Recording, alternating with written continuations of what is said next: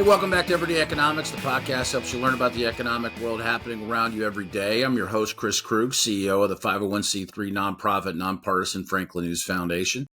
Everyday Economics is a production of America's Talking Network, and you can listen to all of our terrific podcasts at americastalking.com. Support Everyday Economics. Please make a tax-deductible charitable contribution by clicking the link in the show description. We are recording this episode on Friday, September 27th.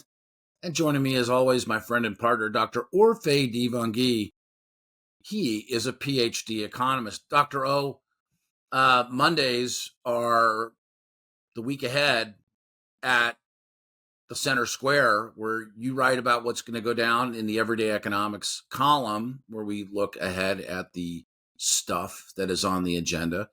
We're taping this on Friday, September 27th, however, and there is some new PCE data that came in. And just as a primer, let's talk about what PCE is, and then let's talk about what the relevance of the data is. Totally. Looks at, so first you got personal income, personal consumption expenditures, and basically a price index, right? And what is basically the Fed's preferred inflation measure. And what it shows is that inflation continued to ease, to moderate towards the 2% target. And I think headline inflation came in at 2.2%, 2.3%. Core inflation is a little bit hotter. Okay. Ticked up to 2.67 or 2.7% compared to 2.65% on a year-over-year basis.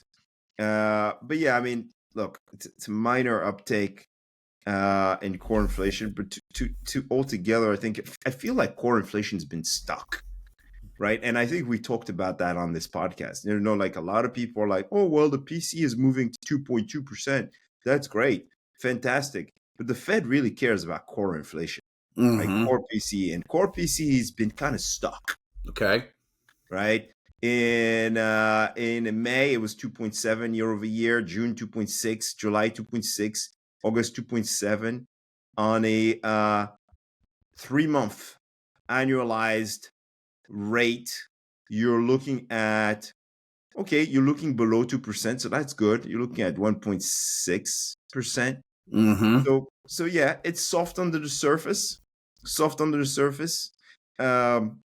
So I guess that's good. Okay. I guess that's good. We're still getting there. Why is that? But why is that good? I mean, what's the relevance of this number? The point is that lower inflation means especially given the relative strength of the labor market, it just means your purchasing power is increasing, right? Right. Okay. Good. And that's an important tailwind for the U.S. economy. So, like for households, right? For my household budget, if I have lower price growth, or if my wages are increasing faster than prices, then I am a little bit better. And I think that's important, given the fact that credit card and auto loan delinquencies have actually increased. The delinquency rates are now higher than they were before the pandemic. And so really, really important that household spending is supported right now.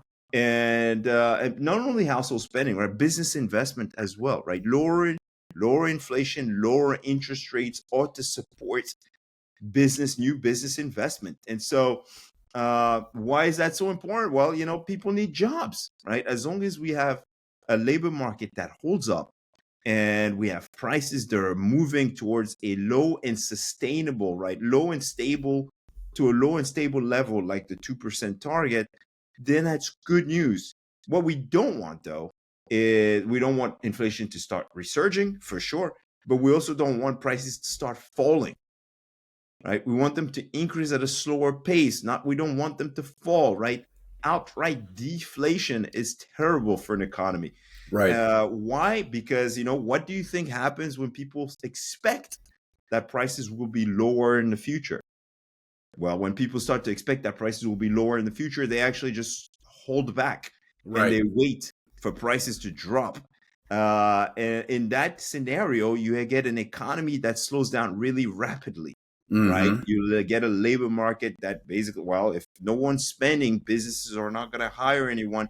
The job market is going to stall, right? And potentially people will start losing their jobs. So we don't want to go there either, right? Mm-hmm. And that's what we mean by that soft landing. We want the Fed to help us to steer the economy into the right balance. Mm-hmm. And it's doing that right now. It's done a great job getting us back to an inflation level that is conducive Yeah. to long-term sustainable economic growth. So next week we're going to get a whole batch of basically employment related data. We're going to get the U.S. employment report. With that comes the U.S. employment rate data. We'll get an update on U.S. hourly wages, and we'll get an update also on hourly wages year over year. That's all going to land on Friday. I want you to talk about that. Is there anything else that's sort of coming in the week ahead that we need to keep an eye on? Not really. I mean, look, you have the ISM manufacturing, you have the construction spending. Those are important because they kind of they're kind of like leading indicators to some extent, right? Right. You get the ISM and it tells you what the managers are purchasing and their orders, and so these managers out there in the manufacturer sectors don't do a bunch of ordering when the economy is cooling, right? Of course. And so it's nice to look at that stuff, but ultimately, I think the biggest number to look out for this coming week, is going to be the U.S. employment report. Okay. Employment underwhelmed in the past couple of months, right? We had lower than expected employment growth. Wage growth remains pretty high, but all of that has had a lot of people thinking that perhaps the U.S. was headed towards a big slowdown, and I think that it's also part of the reason why we got the jumbo Fed rate cut that we got last week, right? Yeah, 50 basis points, 0.5%. Yeah, I mean, it's real, and that was unexpected. I mean, well, not entirely unexpected, but you and I, as we discussed it, we thought that they'd be moving in quarter point increments, but yeah. That's right. I mean, the big. market's expected 50. I didn't think the 50 was necessary, but it's what the market wanted, and perhaps it was a good thing. Yeah. Looking back, because ultimately, yields have increased, right? Mortgage rates have moved higher. What we didn't want is a stronger tightening of financial conditions, because the market expected things to be looser, and the Fed did not deliver, right? And so, I think that was probably the right move in retrospect. Now, I've asked myself the question, the labor market is slowing, but most people have jobs. Productivity is on the rise, and wages adjusted for inflation are also rising. And by the way, if you look at the latest data, initial unemployment claims actually fell to 218,000, which is lower than the 4-week moving average of 225,000. Building permits, housing starts are up. Were up last month. Completions are still at a multi-decade high. New home sales are up nearly 10% when compared to last year. GDP in the second quarter was revised up to 3%, but the Federal Reserve Bank of Atlanta GDP Now estimate shows real GDP in the third quarter is running around that 3%. So the economy looks pretty strong to me. And so, I was really contemplating why it is that everyone seems so downbeat about the economy. You turn on Twitter, you turn on YouTube, and all you see is doom and gloom everywhere. And even so from some of the experts, which is to me very shocking, given what the data shows. Right. Yeah. Well, I don't know. We've talked about basically what amounts to be like profiting from, claiming that the sky is falling. And unfortunately, a big part of news in general would be the shock headline. right? And it's frankly it's no different in the kind of independent content creation space. If if you have a channel on YouTube or X or TikTok or anywhere where you're a social personality, you're not going to break upstream by just straight analysis and sort of level-headedness. I think that it has really been confusing for the general public, in particular with what's gone on with legacy media overall, to try to find their way to the truth. So I appreciate your steady look, your steady hand let there. me just add, there is a pocket of the population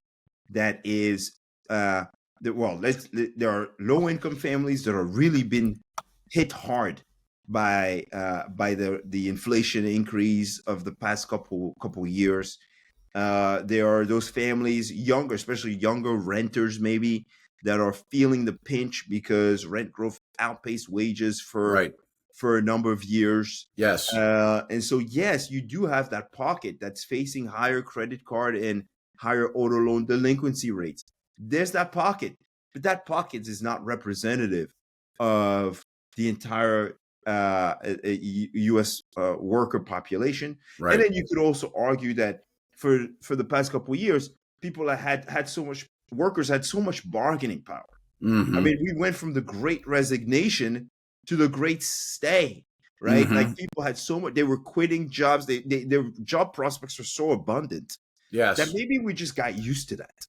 And that now that the labor market is a little bit more balanced, and that we can't just quit our jobs on a whim, maybe that's why we're feeling so downbeat about things. I don't know.